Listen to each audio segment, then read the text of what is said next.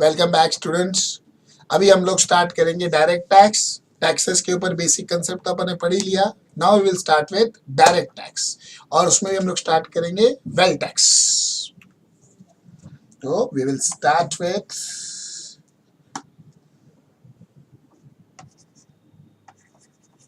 Wealth tax. हम किससे start करेंगे?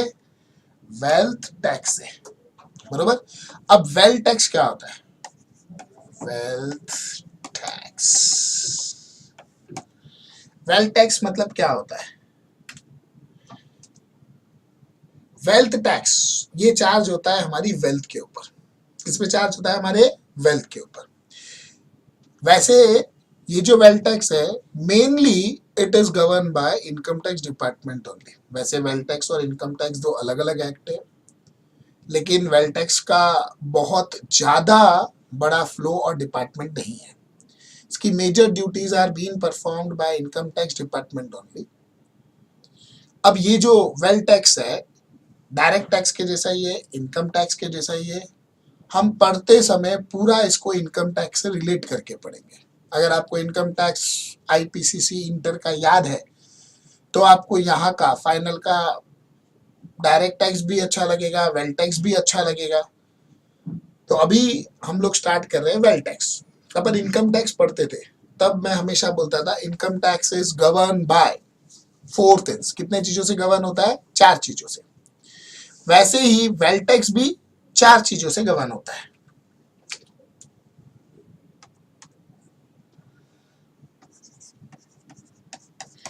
Wealth tax is governed by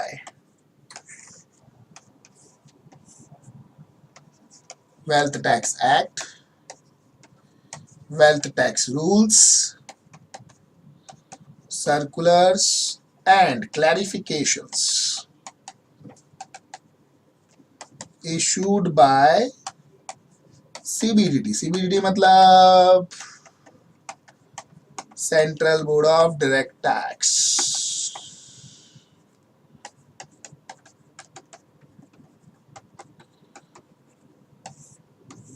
और लास्ट में जुडिशियल जजमेंट।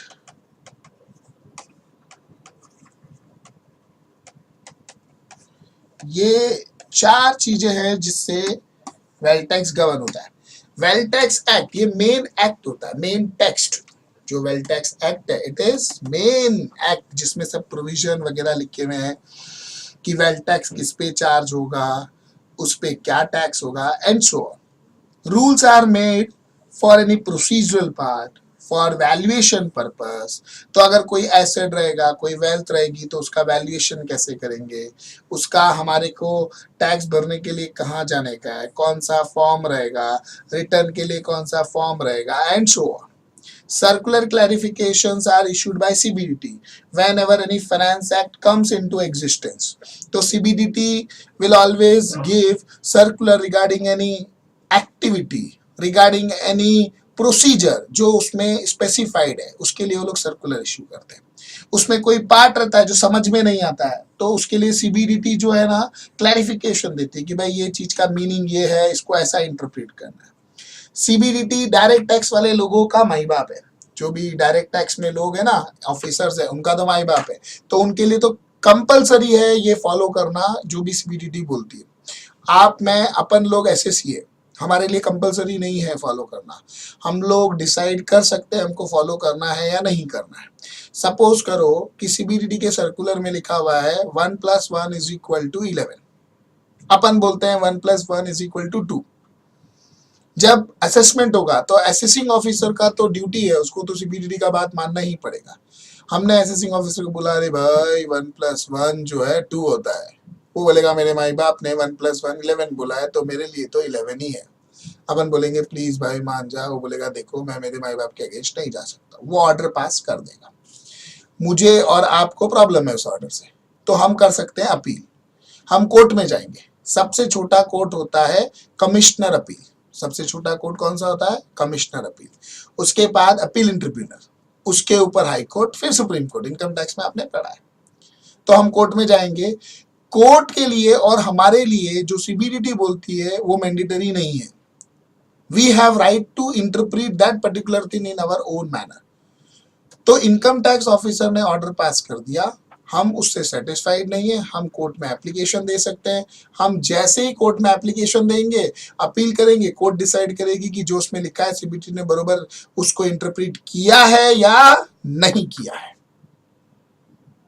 ऐसा पहला लड़ाई झगड़ा एसएससी चालू करता है, मतलब हमने चालू किया। अगर समझो कोर्ट ने बोला नहीं एसएससी करेक्ट है, 1+1 2 होना चाहिए, कमिश्नर अपील में गए। अब कमिश्नर अपील के जजमेंट के अगेंस्ट असेसिंग ऑफिसर के पास भी राइट है और हमारे पास भी राइट है, हम दोनों उसके अगेंस्ट अपील कर सकते हैं। समझो असेसिंग ऑफिसर ने अपील ट्रिब्यूनल में की, उन्होंने भी बोला 1+1 जो है 2 है, एसएससी करेक्ट बोला। फिर असेसिंग ऑफिसर ने हाई कोर्ट में अपील की, हाई कोर्ट ने भी बोला 1+1 2 करेक्ट। सुप्रीम कोर्ट में गए, सुप्रीम कोर्ट ने बोला 1+1 11 है। तो कितनी बार पहला लड़ाई झगड़ा, पहली अपील एसएससी करता है, लेकिन बाद में उसको असेसिंग ऑफिसर भी कंटिन्यू कर सकता है। ये प्रोसीजर है जिससे हम अपील कर सकते हैं। हमारा नेक्स्ट पार्ट जैसे जुडिशियल जजमेंट आता है, जुडिशियल जजमेंट में हम लोग अपील ही तो करते हैं। तो जुडिशियल जजमेंट के अंदर सबसे बड़ा कोर्ट सुप्रीम कोर्ट, उसके नीचे हाई कोर्ट, उसके नीचे अपील ट्रिब्यूनल, उसके नीचे कमिश्नर अपील।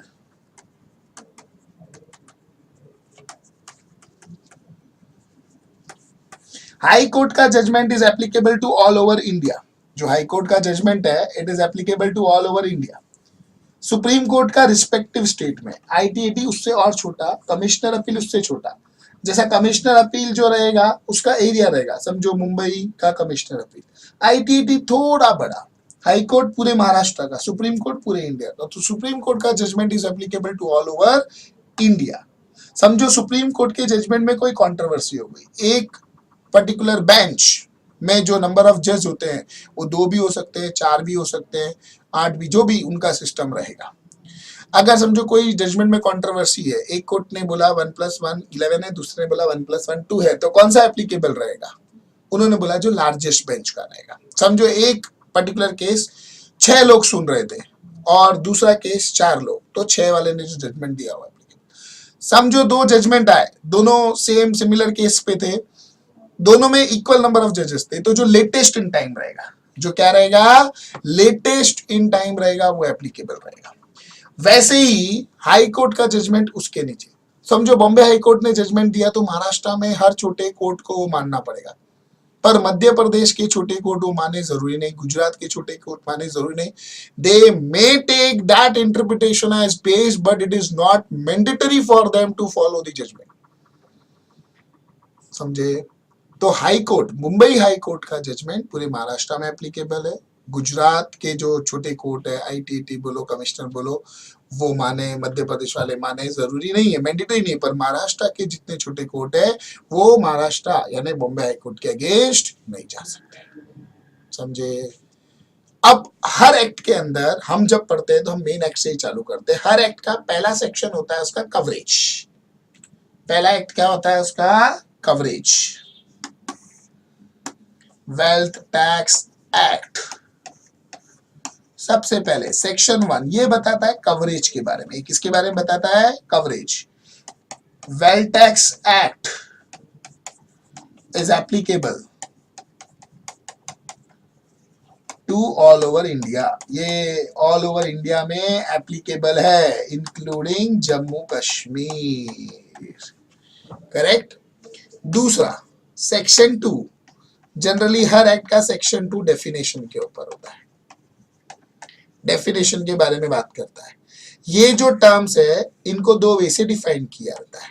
पहला होता है इंक्लूसिव, दूसरा होता है exhaustive. When I say anything is defined inclusive, मतलब एक्ट में उसके फीचर्स दिए और उसमें से एक भी फीचर उसने फुलफिल कर दिया, इसका मतलब वो उस पर्टिकुलर डेफिनेशन में आ जाता है। जैसे सपोज करो मैंने बोला हर वो इंसान जो चश्मा लगाता है और जो, और मतलब अंग्रेजी वाला ओवरऑल, हर आदमी जो चश्मा लगा, हर इंसान जो चश्मा लगाता है और जो थोड़ा झपकी मारते रहता है, जिसके पास मोबाइल है, वो हाई लेवल डैश डैश है, वो क्या है, हाई लेवल डैश डैश। तो तीनों में से एक भी फीचर फुलफिल किया तो हम क्या हो गए, dash dash.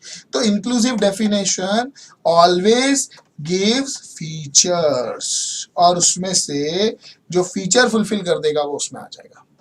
Exhaustive definition exact बात बोलती है। समझो मैं बोलूं एक डैश डैश लड़की जो हमारे एग्जाम्पल में एलपीएस बाल राजेश्वर के उधर रहती है, बहुत हाई लेवल डैश डैश है, सागर को बहुत चूना भी लगाया था, तो आप समझ जाते हो मैं किसके बारे में बात कर रहा हूँ, सुभाषिनी के बारे में। अभी एग्जाम्पल दिया था ना मुलुंड के समय, ऐसे क्या कर रहे हो, मुलुंड पढ़ाते समय मैंने बोला था ना एग्जाम्पल के अंदर कि वो बाल राजेश्वर के उधर है। या मैंने बोला एक डैश डैश आंटी जो 5 रास्ता पे रहती है, मेरे एग्जाम्पल में हमेशा दिया, फटाफट समझ जाते हो मैं केजल के बारे में बात कर रहा हूँ। तो एग्जॉस्टिव डेफिनेशन की एग्जैक्ट मीनिंग, उसमें कोई डाउट कोई एम्बिग्यूटी रहती ही नहीं।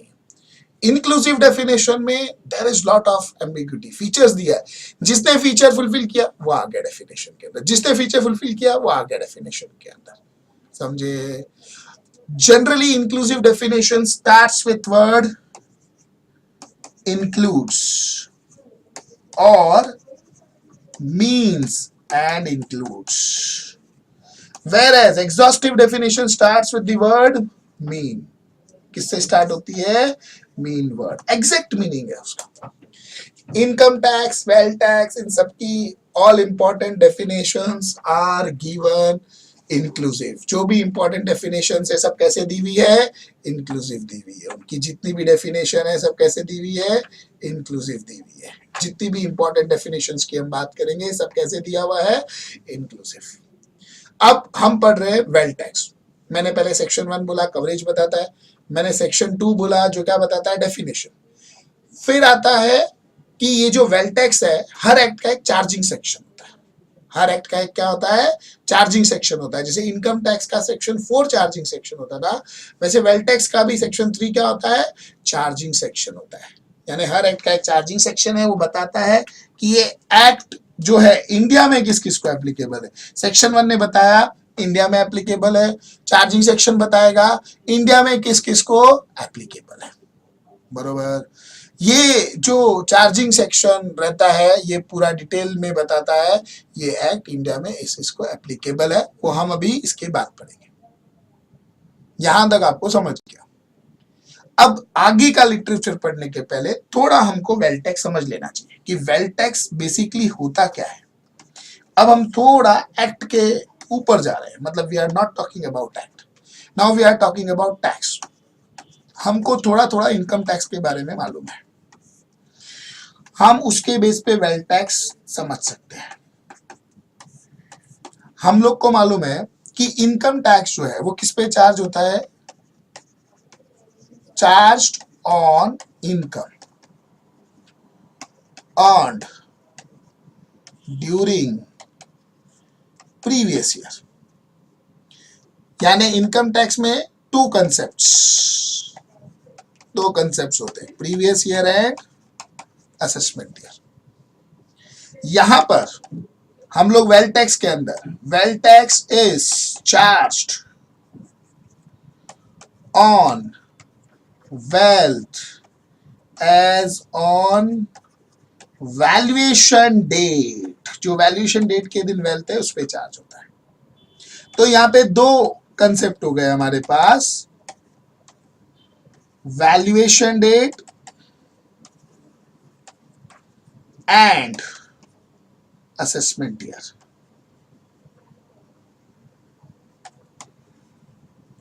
हमारे पास दो कंसेप्ट हो गए, वैल्यूएशन डेट और असेसमेंट ईयर।